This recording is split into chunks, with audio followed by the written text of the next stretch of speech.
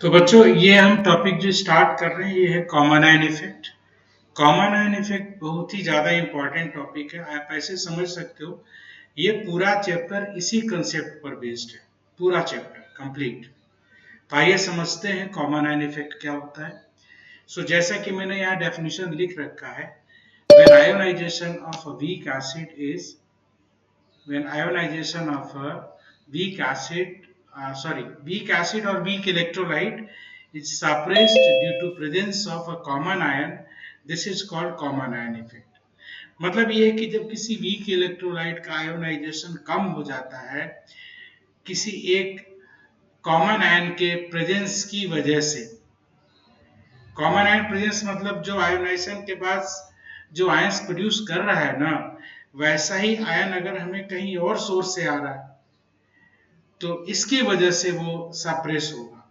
ठीक है, और इसमें ली चैटलर प्रिंसिपल का काम है, अभी मैं समझाता हूँ आपको। देखिए जैसे यहाँ पे मैं एक केस ले रहा हूँ आपके सामने। First case common ion effect का वो है एसिटिक एसिड है। देखिए हमारे पास ये एसिटिक एसिड है, एसिडिक एसिड हमारा आयोनाइज हो रहा है, यहाँ वीक एसिड है CH3 double bond O minus और H प्लस। ये देखिए आयंस में ये ब्रेक हो रहा है। ठीक है, रिवर्सिबल रिएक्शन है। ठीक है, इक्विलिब्रियम पे है, चलो इक्विलिब्रियम मान लो, कोई प्रॉब्लम नहीं है, इक्विलिब्रियम पे मान के ही समझेंगे। इक्विलिब्रियम पे है।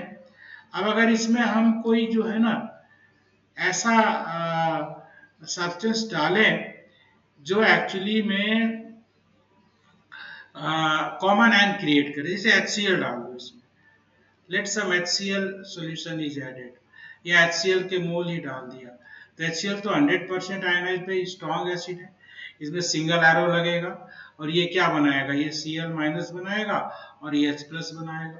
ठीक है, तो अब देखो इसमें हुआ क्या, एक कॉमन आयन क्रिएट हो गया ना, HCl ने H आयन क्रिएट कर दिया, जो कॉमन आयन है अब ये क्या हो जाएगा, ये जाके इसमें जाके ऐड हो जाएगा, ये जो है इसमें जाकर के जुड़ जाएगा, नीचे वाला एच आयन उसमें जाके ऊपर वाले में क्या हो जाएगा, ऐड हो जाएगा। तो अब देखिए ली चैटलियर प्रिंसिपल के अकॉर्डिंग हम यहाँ क्या कर रहे हैं, एच आयन का कॉन्सेंट्रेशन बढ़ा रहे हैं ना, तो एच आयन का कॉन्सेंट्रेशन बढ़ाओगे तो ली चैटलियर के अकॉर्डिंग उस कॉन्सेंट्रेशन को कम करने के लिए रिएक्शन बैकवर्ड डायरेक्शन में जाएगी। ठीक है, अब बैकवर्ड डायरेक्शन में जाएगी तो क्या होगा भाई, बैकवर्ड डायरेक्शन में अगर जाएगी तो इसमें क्या हो जाएगा, बैकवर्ड डायरेक्शन में जाएगी तो एसिड का आयोनाइजेशन कम ना हो जाएगा। ठीक है, क्योंकि बैकवर्ड जाना तो मतलब क्या हो गया, आयोनाइजेशन सप्रेस हो गया ना, आयोनाइजेशन कम हो गया। ठीक है, तो इसी को बोलते हैं कॉमन आयन इफेक्ट। जब किसी वीक इलेक्ट्रोलाइट का आयोनाइजेशन किसी कॉमन आयन की वजह से कम हो जाता है। अब देखिए जो कॉमन आयन आ रहा है एच आयन, वो कहीं से भी किसी भी सोर्स से आ सकता है। ठीक है, वो आपकी मर्जी, आप जिससे मेंटेन करो, उसको आप वीक एसिड से भी कर सकते हो उसको। ठीक है, कोई प्रॉब्लम नहीं है उसमें ना। तो ये देखिए एक जो है आपका बेसिकली एक एग्जाम्पल हो गया। दूसरा एग्जाम्पल देखिए, सेकेंड एग्जाम्पल देखिए। सेकेंड में क्या करता हूं, एसिटिक एसिड में बच्चों पहले इसको ब्रेक कर लो। आप देखिए ऐसे आप इसको ब्रेक कर लीजिए ऐसे करके। ठीक है, अब इसमें हम क्या करते हैं, सोडियम एसीटेट डाल दे रहे हैं, सोडियम एसीटेट डाल दीजिए। सोडियम एसीटेट क्या है, 100% आयोनाइजेबल है, तो ये क्या करेगा, यहाँ पर ये क्रिएट करेगा और सोडियम आयन क्रिएट करेगा। अब देखिए इसने भी एक कॉमन आयन इफेक्ट क्रिएट कर दिया, देखिए एसीटेट। अब क्या होगा, एसीटेट आयन नीचे से वहां जाके क्या बनेगा, ऊपर जाकर के वो ऐड हो जाएगा। ऐड हो जाएगा तो ली चैटलर के अकॉर्डिंग क्या होगा, फिर से रिएक्शन ये पीछे जाएगी, और फिर से अगर रिएक्शन पीछे जाएगी तो फिर से कॉमन आयन इफेक्ट होगा, क्योंकि जब रिएक्शन पीछे जाएगी तो एसिटिक एसिड का जो आयोनाइजेशन होगा वो क्या हो जाएगा, वो कम हो जाएगा। ठीक है, तो यहाँ पे आप देखिए कि ये भी एक दूसरा एग्जाम्पल हो गया भाई, है ना।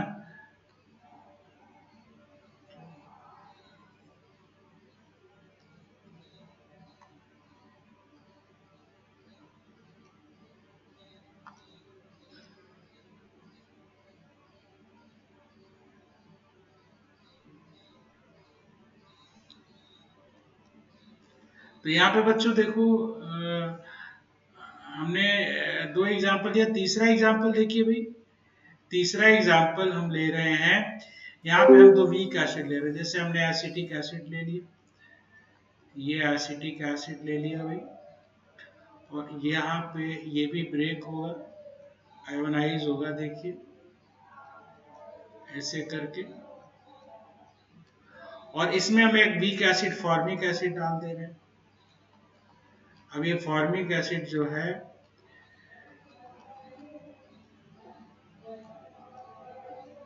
ऐसे। अभी आप ध्यान दो, यहाँ पे दोनों ही रिएक्शन रिवर्सिबल है, यहाँ पर दोनों ही रिएक्शन रिवर्सिबल है भाई। तो दोनों ही, अब ये देखो, ये वाला, ये दोनों एच आयन एक दूसरे में जुड़ जाएंगे, ये इसमें जुड़ जाएगा, ये इसमें, दोनों प्लस हो जाएंगे, दोनों एक दूसरे में जाएंगे। दोनों एक दूसरे में जाएंगे तो दोनों ही रिएक्शन बैकवर्ड जाएंगे, दोनों पे कॉमन आयन इफेक्ट लगेगा। ऊपर के दो एग्जाम्पल में कॉमन आयन इफेक्ट खाली उस पे लग रहा था जो रिएक्शन आपकी रिवर्सिबल थी, ठीक है भाई। जो रिएक्शन पीछे जा ही नहीं रही उस पर थोड़ा ही लगेगा कॉमन आयन इफेक्ट। HCl और सोडियम एसिटेट पे थोड़ा ही लगेगा, ठीक है। HCl और सोडियम एसिटेट पे नहीं लगेगा, समझ रहे हैं। तो यहाँ पे जो कॉमन आयन इफेक्ट है वो खाली जो है ऊपर की दो रिएक्शंस में खाली कहाँ लग रहा था, उस रिएक्शन में लग रहा था जो रिएक्शन आपकी रिवर्सिबल थी, ठीक है।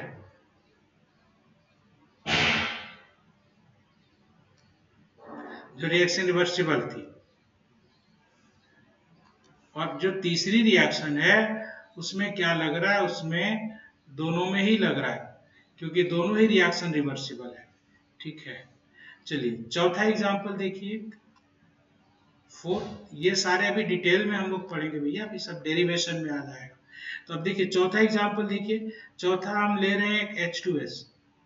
H2S का देखिए दो एच आयन यहाँ से निकलेगा, ठीक है। यहाँ पे H2S ले लीजिए, H2S को आयोनाइज करते हैं। पहले H प्लस निकला यहाँ से, और HS माइनस ऐसे, और फिर HS माइनस फिर से ब्रेक होगा।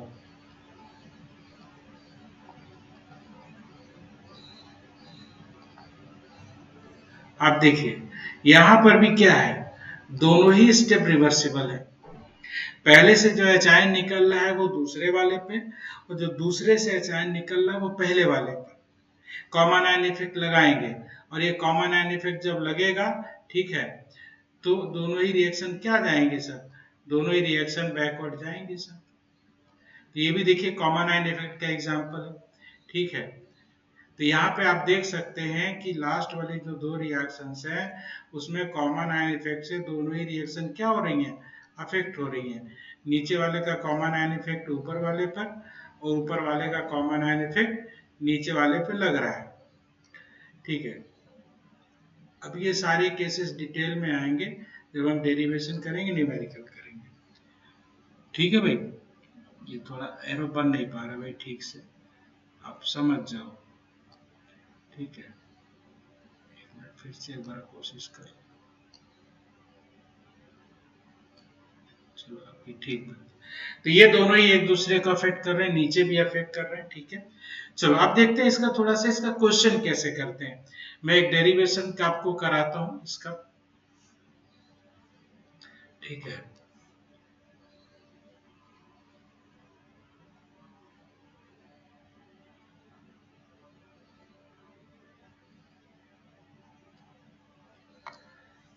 चलो मैं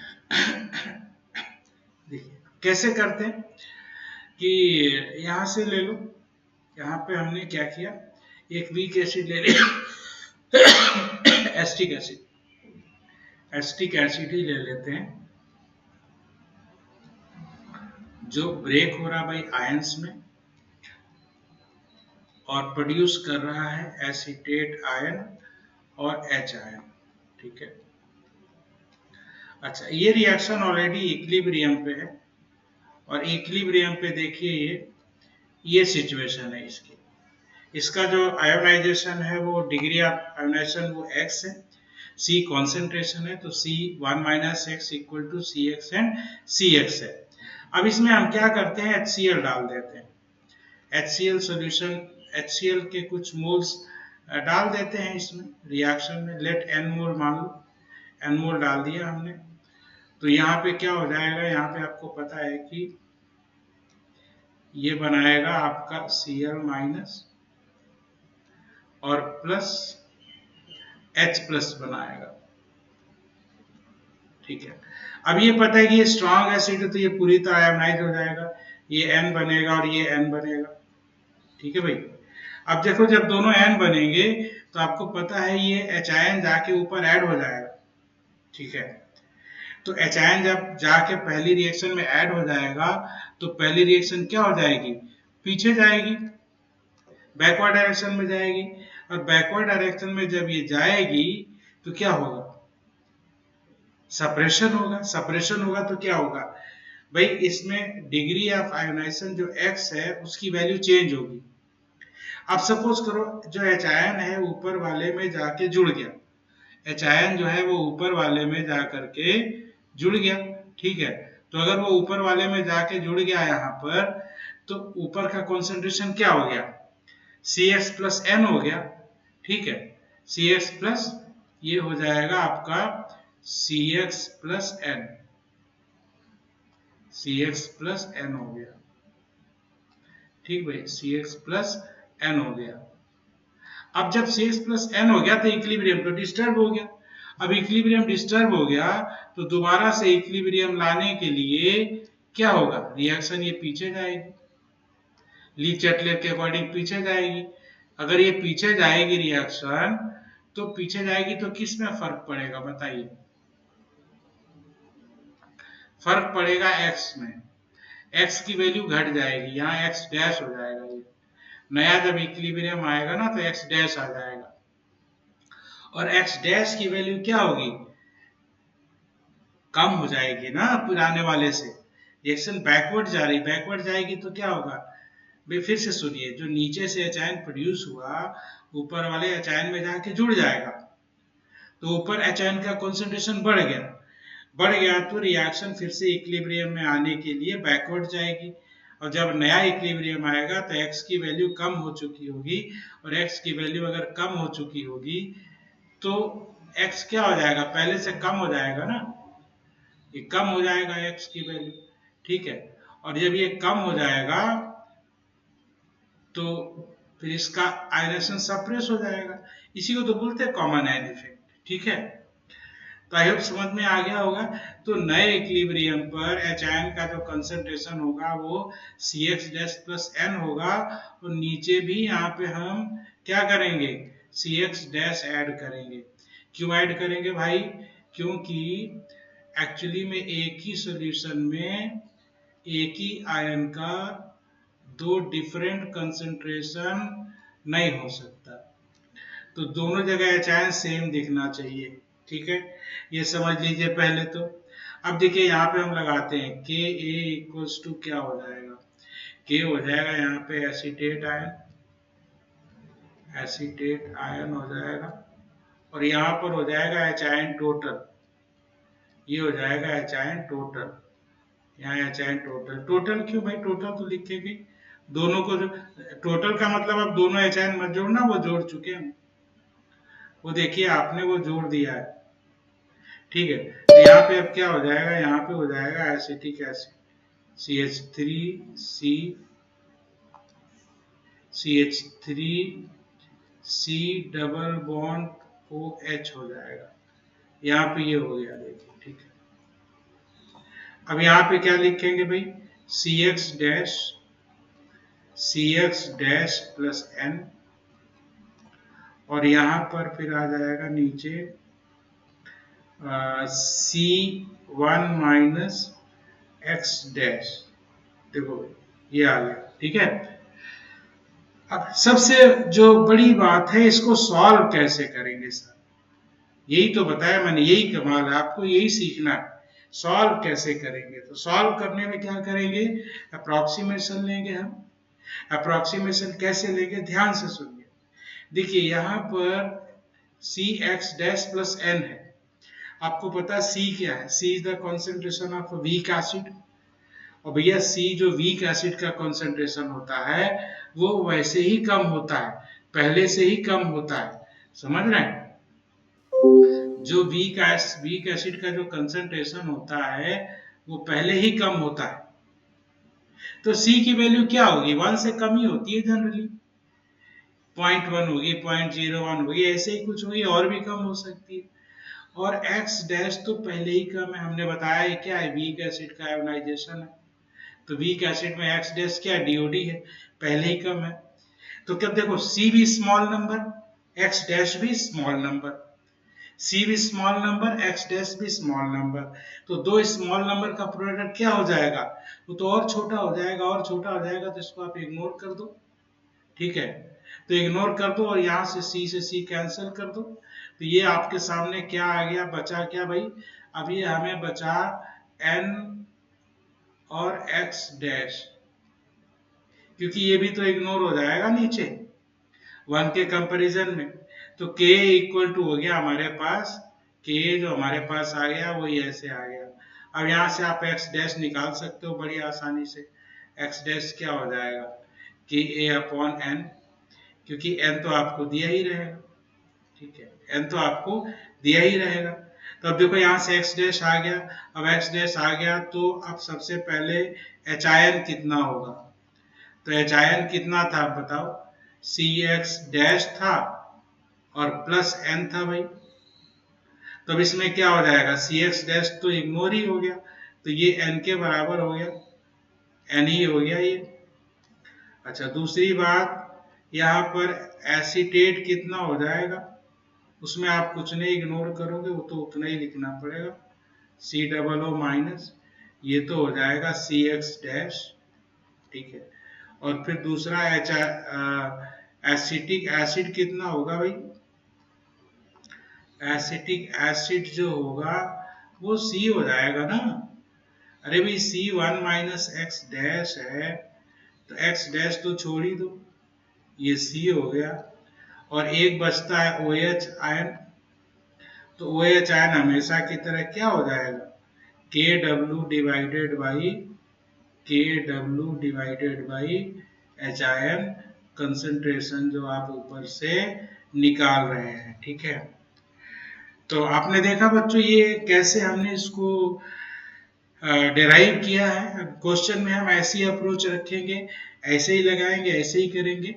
ठीक है, तो मुझे लगता है आपको अच्छे से समझ में आ गया होगा। ठीक है, इसको नोट कर लीजिए आप।